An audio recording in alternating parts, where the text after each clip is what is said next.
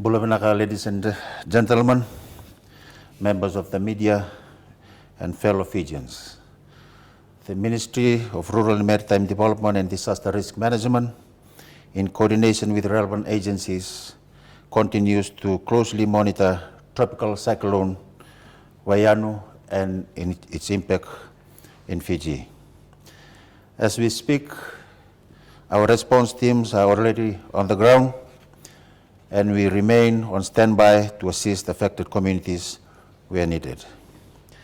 As we may all aware, Tropical Cyclone Vaianu is now a Category 2 system and is currently forecasted by Fiji Met Nandi to strengthen into a Category 3 severe tropical cyclone within the next 18 to 24 hours. While TC Vaianu is not expected to make a direct landfall in Fiji, I want to stress that its impact will still be felt across the country. TC Vaianu is moving southeast at 5 knots. It is crucial to note that the slow speed of this system significantly increases the risk of prolonged heavy rainfall, flash flooding, and landslides across the Fiji group. Let me be clear, even without a direct hit, dangerous weather conditions are expected. These include heavy rainfall, strong winds, flash flooding, and rough seas. At this time, I also want to emphasize that the public must remain on high alert, as a heavy rainfall warning and flash flood alert are now in force for the whole of Fiji.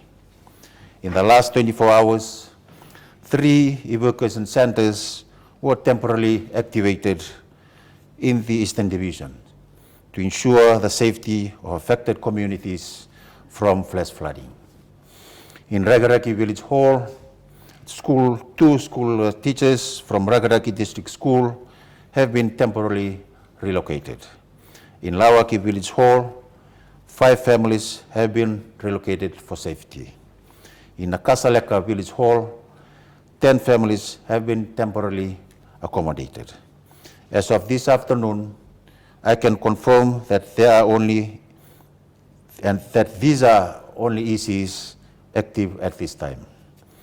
I urge all Fijians, especially those in low-lying and high flood-prone areas, to remain vigilant and be prepared to move to high ground if necessary. Do not attempt to cross flooded roads, rivers, crossings under any circumstances. Please take time now to secure your homes, loose items, and boats in anticipation of strong winds. We are also advising the public to limit non-essential travel and refrain from outdoor activities during this period. I strongly caution mariners and coastal communities to refrain from going out to sea as conditions remain hazardous. I also wish to emphasize the importance of looking out for members of the vulnerable groups within your communities, including the elderly, persons living with disabilities, pregnant women, and young children. Please check on your neighbors and relatives and ensure they have the support they need, especially as weather conditions worsen. Farmers and livestock owners are advised to secure animals, move livestock to high ground where possible, ensuring they are sheltered and safe from flooding and strong winds. Schools will be closed tomorrow in the interest of student safety.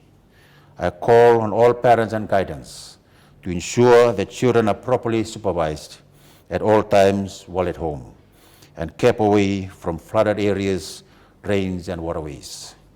Households are urged to prepare emergency kits, including food, water, essential medication, and important documents. Please ensure that mobile phones and devices are fully charged in case of power disruptions. If the need to evacuate arises as conditions worsen, I strongly advise that you move early when it is still daylight, and follow instructions from authorities.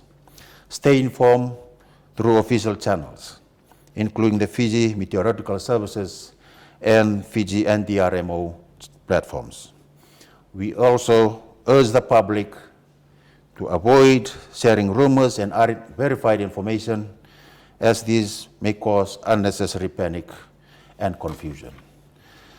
In closing, government remains committed to ensuring the safety and well-being of all Fijians. We will continue to provide timely updates as situation develops. Let us remain alert, prepared, and look out for one another during this time. Nasa waliw.